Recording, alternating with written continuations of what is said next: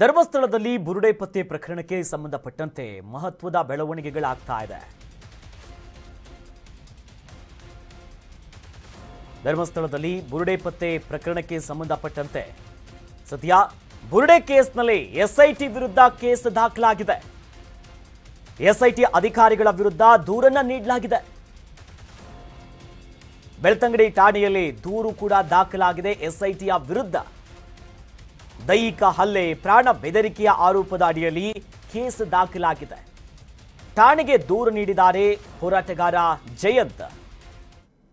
ನೋಡಿ, ಮಹತ್ವದ ಬೆಳವಣಿಗೆ ಒಂದು ಆಗ್ತಾ ಇದೆ. ಈಗಾಗಲೇ ಸತತವಾಗಿ ಕೆಲ ತಿಂಗಳಿನಿಂದ ರಾಜ್ಯ ಸರ್ಕಾರ ಎಸ್ಐಟಿಯನ್ನ ರಚನೆ ಮಾಡಿತ್ತು. ಈ ಅಸಹಜ ಸಾವು, ಅತ್ಯಾಚಾರ ಪ್ರಕರಣ, ಈ ಅನಾಥ ಶವಗಳ ವಿಚಾರಕ್ಕೆ ಸಂಬಂಧಪಟ್ಟಂತೆ ಈ ತಲೆಬುರುಡೆ ಮೇಜರ್ ಆಗಿ ಸದ್ಯ ಎಸ್ಐಟಿ ಅಧಿಕಾರಿಗಳ ವಿರುದ್ಧವೇ ದೂರು ಕೊಟ್ಟಿದ್ದಾರೆ. ಸಾಮಾಜಿಕ ಹೋರಾಟಗಾರ, ಜೊತೆಯಲ್ಲಿ ಸೌಜನ್ಯ ಪರ ಹೋರಾಟಗಾರರಲ್ಲಿ ಗುರುತಿಸಿಕೊಂಡಿರುವಂತ ಜಯಂತ್ ಟಿ ಬೆಳ್ತಂಗಡಿ ಠಾಣೆಯಲ್ಲಿ ದೂರು ಕೊಟ್ಟಿದ್ದಾರೆ. ಯಾರ ಮೇಲೆ? ಈ ತಲೆಬುರುಡೆಯನ್ನ ಪತ್ತೆ ಮಾಡೋದಕ್ಕೆ ರಚನೆಯಾಗಿರುವಂತ ಎಸ್ಐಟಿ ಮೇಲೆ.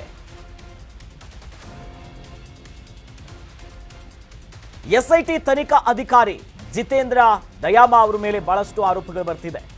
ಎಸ್ಪಿ ಸೈಮನ್, ಡಿವೈಎಸ್ಪಿ ಮಂಜುನಾಥ್ ಸೇರಿದಂತೆ ಸಬ್ ಇನ್ಸ್ಪೆಕ್ಟರ್ ಗುಣಪಾಲ್ ವಿರುದ್ಧ ದೂರು ಕೊಟ್ಟಿದ್ದಾರೆ ಜಯಂತ್ ಟಿ.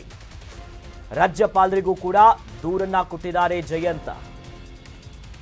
ಪ್ರಮುಖವಾಗಿ ದೈಹಿಕ ಹಲ್ಲೆ ಮಾಡಿದ್ದಾರೆ. ಜೊತೆಯಲ್ಲಿ ಇವೆಲ್ಲ ಆರೋಪಗಳನ್ನ ಮುಂದಿಟ್ಕೊಂಡು ಸದ್ಯ ಬೆಳ್ತಂಗಡಿಯ ಠಾಣೆಗೆ ದೂರು ಕೊಟ್ಟಿದ್ದಾರೆ. ಪ್ರಮುಖವಾಗಿ ಅಲ್ಲಿ ಉಲ್ಲೇಖ ಆಗಿರೋದು ಎಸ್ಐಟಿ ರಚನೆಯಾಗಿತ್ತಲ್ಲ, ಈ ಎಸ್ಐಟಿಯಲ್ಲಿರುವಂಥ ತನಿಖಾ ಅಧಿಕಾರಿ ಜಿತೇಂದ್ರ ದಯಾಮ ಇರ್ಬೋದು, ಎಸ್ಪಿ ಸೈಮನ್, ಡಿವೈಎಸ್ಪಿ ಆಗಿರುವಂಥ ಮಂಜುನಾಥ್ ಅವರು, ಸಬ್ ಇನ್ಸ್ಪೆಕ್ಟರ್ ಗುಣಪಾಲ್ ಅವರ ವಿರುದ್ಧ ರಾಜ್ಯಪಾಲರಿಗೂ ಕೂಡ ದೂರು ಕೊಟ್ಟಿದ್ದಾರೆ. ದೈಹಿಕವಾಗಿ ಹಿಂಸೆ ಕೊಡ್ತಿದ್ದಾರೆ, ಸರಿಯಾಗಿ ನಡೆಸ್ಕೊಳ್ತಾ ಇಲ್ಲ ವಿಚಾರಣೆ ಸಂದರ್ಭದಲ್ಲಿ. ಇತ್ತೀಚೆಗಷ್ಟೇ ಸಾಕಷ್ಟು ಕಾನೂನು ಹೋರಾಟಗಳು, ಪ್ರಕ್ರಿಯೆಗಳು ನಡೀತಾನೆ ಇತ್ತು. ಧರ್ಮಸ್ಥಳ ಪ್ರಕರಣಕ್ಕೆ ಸಂಬಂಧಪಟ್ಟಂತೆ ಹೈಕೋರ್ಟ್ ಅಂಗಳವನ್ನ ಕೂಡ ತಲುಪಿದ್ರು. ಮಹತ್ವ ಡೆವಲಪ್ಮೆಂಟ್ಸ್ ಆಗ್ತಿತ್ತು. ಅದರ ನಡುವೆ ಈಗ ಹೋರಾಟಗಾರ ಜಯಂತ್ ಎಸ್ಐಟಿ ತನಿಖಾ ಅಧಿಕಾರಿಗಳ ಮೇಲೇನೆ ದೂರು ಕೊಟ್ಟಿದ್ದಾರೆ. ನೋಡಬೇಕು ಯಾವ್ಯಾವ ತಿರುವನ್ನ ಈ ಪ್ರಕರಣ ಪಡ್ಕೊಳ್ಳುತ್ತೆ ಅಂತ.